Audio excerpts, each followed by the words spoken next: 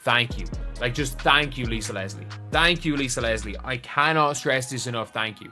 There is somebody with sense. There is actually somebody with some sense. What Lisa Leslie just said about Caitlin Clark might be the realest thing anyone's dared to say in this whole messy WNBA drama. After a full year of ex-players, current stars, and loud media voices tearing into Caitlin like she's some kind of villain, Lisa just walked in and flipped the script and made every single hater look completely ridiculous.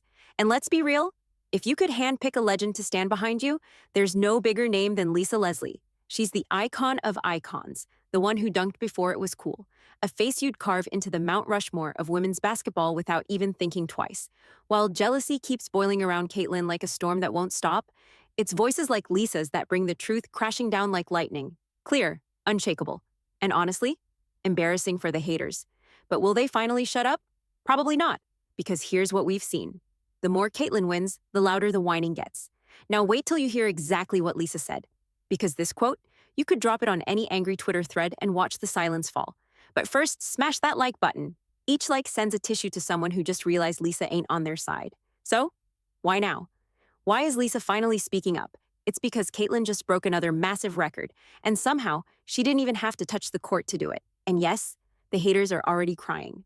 It is no secret that the Indiana Fever are by far the most popular team in the WNBA. And I'm so glad that we are finally just, I don't know if admitting it is the right word, but they're finally acting on it. And you guys, I'm happy that they're acting on it because this news is not only just good for the Indiana Fever and Indiana Fever fans, it is good for the entire WNBA. It's the worst kept secret in sports. Caitlin Clark isn't just the most talked about WNBA player ever. She might be the most famous female athlete in the country. Period. No fluff, no debate. The hype around her? Unreal. The money she's pulling in for the league? Even crazier. Need receipts? As a rookie, Caitlin and the Indiana Fever didn't just make noise. They blew the roof off. Over 300,000 fans packed their home games in 2024. That's a brand new WNBA record, up 39% from the year before. And it wasn't just Indy. Everywhere she went, crowds followed. League-wide attendance exploded. Get this, the WNBA went from 45 sellouts in 2023 to 150 fewer in 2024. That's not growth. That's a frenzy. TV numbers, even wilder. 2024 became the most-watched WNBA season ever. The top 7 highest-rated games in ESPN history, all from last year. And Caitlin's team was in most of them. Over 54 million people tuned in. And she wasn't even done. In the offseason, the Fever announced one preseason game in Iowa, Caitlin's old college court, and 15,000 seats were gone in under an hour. A preseason game, sold out. That's the Caitlin Clark effect. Now, logically, this should be a moment of celebration for every WNBA player, right? More fans, more money, more respect. For years, people saw the WNBA as a charity project, surviving on the NBA's money. Now, for the first time, there's real momentum, real hope, bigger paydays on the horizon, but instead of joy, we're seeing jealousy. Some players try to play nice, but it slips out. In interviews, in tweets, in the way they throw shade. Some even twist the narrative and say they're the reason the league's hot right now, not Caitlin. And that's where it gets real messy. Yeah, the reason why we watching women's basketball is not just because of one person. It's because of me too, and I want y'all to realize that. And then there's the group that takes it a step further. They don't just question her skills. They straight up say the only reason she's famous is because she's white. Yeah, that's the kind of heat being thrown. It's just the structure of the way media plays out race. I'm going to be very honest. And yeah, this energy isn't just from players. It's bleeding into the media and fans too. And honestly, I kind of get it. If you're another player, it probably sucks watching every camera, every mic, every reporter only care about Caitlin. Getting asked about her in every single interview, that would wear anyone down. But here's the truth. No one wants to say out loud. The answer isn't throwing shade or acting bitter. It's using the spotlight Caitlin's dragging into the league and showing the world why they should care about you too. Because this bitterness, this weird tension, it's wrecking the league's image, right when things were finally starting to change.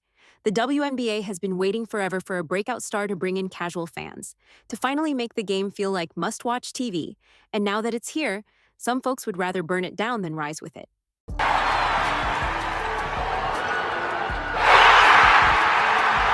Don't forget, almost 19 million people watched Caitlin play in the NCAA championship. That's not just big. That's unheard of. No other women's player has ever come into the WNBA with that kind of heat behind them. At Iowa, she was a one-woman wrecking crew, dropping 40-point bombs like it was nothing, dragging her team to back-to-back national title games with pure willpower. We've never seen a player walk into the WNBA with this much noise. Not even legends like Candace Parker or Diana Taurasi had that kind of electricity coming in. And here's the kicker. That same insane buzz, Caitlin brought it straight into the WNBA. Clark, step back, hits a three. Caitlin Clark looking to push the pace. Clark showing off the moves. Clark, to the rim, just couldn't finish. Clark with the hesitation. Clark gets inside and lays it in. She basically lit the league on fire by herself, set attendance records, broke merch sales records. The numbers are right there, plain as day. No spin, no debate, just facts. At this point, the only way you don't see what's happening is if you've been living under a rock buried under Mount Everest, while wearing noise-canceling headphones at a Metallica concert. Yeah, it's that obvious. Clark with the board. Diana Taurasi has 48 triples coming into the game. Logo! Caitlin Clark didn't just show up with hype, she backed it all up. She shattered WNBA records for assists and points by a guard, dropped a record-breaking 19 assists in a single game, averaged nearly 20 points a night all season long. And, oh yeah, she led Indiana to their first playoff spot since 2016. So much for the haters who said her game won't translate to the pros. Spoiler alert, it did, and then some. She's out here pulling up from the logo, throwing no-look dimes, playing with that icy confidence that most players can't touch. She's not just popular, she's legit, on every level. Today, what, 20 points, 8.4 assists, 6 rebounds. That's crazy. But 5.6 turnovers. Hell of a number. Those are hell of a numbers. But to me, that's not dominating. Yeah, it's only not dominating because she's a rookie. Some folks in the WNBA circle just can't take it. It hits their ego too hard. It's like, no matter how talented they are, they never got the spotlight Caitlin's getting. And to them, that feels unfair. And now, the jealousy's getting louder. Just look at the latest drama. 6 teams have already moved their home games against the Fever into NBA arenas. But instead of being real about why, they pretend it's not about Caitlin. The Atlanta Dream's owner, they blamed it on a scheduling conflict at their normal arena. Right? A conflict magically fixed by jumping into a 16,000-seat NBA stadium. Come on. And now, right after all that chaos, the WNBA just dropped its national broadcast schedule for the season. You already know where this is going. With such star power on those teams, it's really no surprise they're atop the list for the most games available for you to check out on a national scale. The Fever, they lead the league with 41 games here, followed by the Aces 33, the champion Liberty at 32. Caitlin Clark and the Fever just locked in 41 national TV games. That's a WNBA record. And get this, that's 8 more than Aja Wilson's Aces, and 9 more than Breanna Stewart and the reigning champion Liberty. Honestly, no one should be shocked. Every time Caitlin Clark steps on the court, the numbers go crazy. Last season, her games pulled 3 times the viewers of most other matchups. One of her playoff games, 2.5 million viewers. That's more than the WNBA finals in recent years. This isn't a secret. Everyone sees it. Everyone knows it. And now, with the broadcast schedule locked in, the message is loud and clear. She's the draw. Period. But here's the twist. This isn't just a Caitlin moment. It's a golden opportunity for the entire league. Because Indiana's not just riding hype, they've loaded up. They grabbed huge names in free agency. DeWanna Bonner, a 6-time All-Star and 2-time champ. Natasha Howard, a 3-time champ and former Defensive Player of the Year. Brianna Turner, a shot-blocking machine. Sydney Colson, a savvy vet with 2 rings.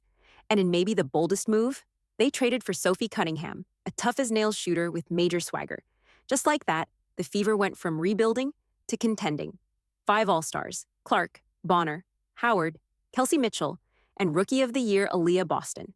Championship experience everywhere. Depth on the bench, real chemistry. The talent's stacked, the stakes are high, and fans are locked in. But instead of excitement, here come the complaints. Yep, again, the noise isn't coming from outsiders. It's from inside the league, including some of the very stars who stand to benefit the most from all this new attention. One of them, Nafisa Collier. She just led her squad to the finals and even won MVP in her own off-season 3-on-3 league, unrivaled. But when ESPN's First Take asked her what she thought about Caitlin getting 41 national TV games, she didn't hold back. I think it's 2 things. I mean, obviously people want to watch Caitlin play, and so you have to put the people on TV that people want to see. But at the same time, like, there's stars all over the league, and to put you want good basketball as well. Obviously, Indiana, especially like with their free agents, they're gonna be a great team. But to not have the defending champs on TV more, I think it's kind of. All right, I gotta go on a little rant here. We'll get back to Lisa Leslie, who, by the way, handled all this with way more calm. But Fee, of all people, she should know better. She's on the WNBPA Executive Committee, fighting for better salaries, better exposure, and a stronger future for players. And if anyone understands how much the league needs superstars to grow, it should be her. She literally tried to sign Caitlin to a $1 million deal to play in Unrivaled, her own 3-on-3 league. Why offer that much? Because even she knew Caitlin Togger views. Caitlin Bonner buzz. Caitlin Nard money. But what happened? Caitlin turned it down, rejected it like Mutombo in the paint. And without her, Unrivaled fizzled. Yeah, it had hype at first, a nice launch, but then it struggled to even hit 100,000 viewers. It was fine, but nowhere near the level people expected, and definitely nowhere near the Caitlin Clark frenzy. And the kicker? Fee keeps saying we need to feature the other great players, the ones who've been overlooked. But guess what? She had them. Almost all of them played in Unrivaled. And still, it didn't move the needle. Why? Because like it or not, without Caitlin, none of it sticks.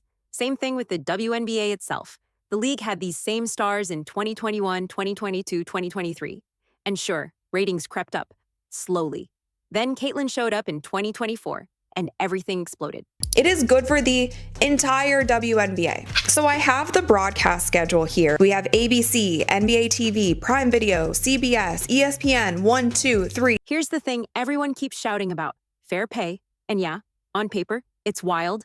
A bunch of WNBA players are making less than what a Costco assistant manager pulls in. We're talking professional athletes here. That shouldn't happen. But here's the hard truth. The revenue just hasn't been there. The league's been bleeding money for years. That's finally starting to change. Now, with a new CBA negotiation coming up, players are pushing hard. They want bigger checks. And they've even hinted at a possible strike if things don't go their way, which makes this moment more important than ever. Now's the time to show up, put on a show, win new fans, make people fall in love with the WNBA, and turn that spotlight Caitlin brought into something everyone can grow from. That's how you get bigger salaries, by making the pie bigger, not by complaining about who gets the biggest slice. But here's what we keep seeing.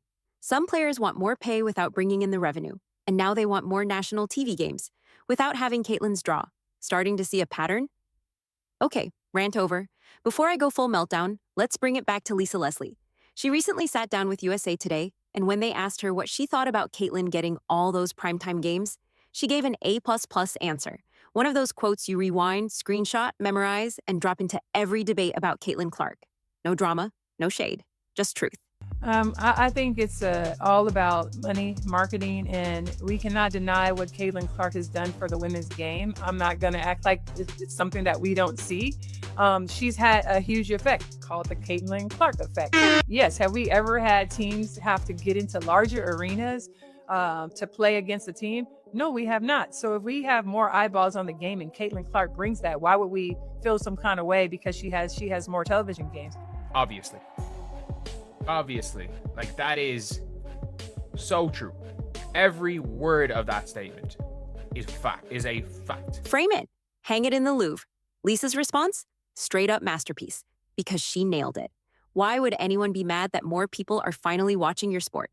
But Lisa didn't stop there. She went even deeper, talking about how every single player is benefiting from the Caitlin Clark effect. And she's right. They can all see it.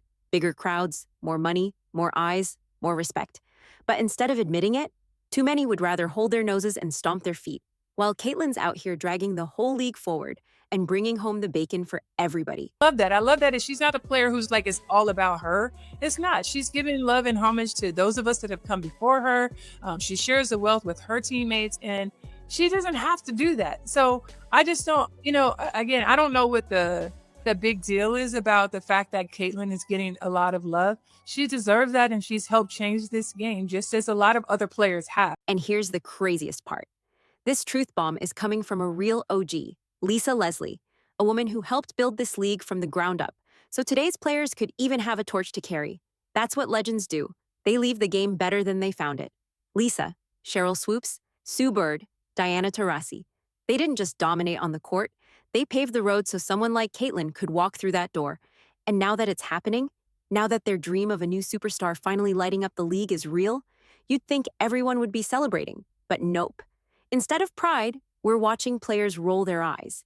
Instead of support, we get shade. And what makes it even harder to swallow? Caitlyn's been nothing but gracious. She never brags. She never takes all the credit.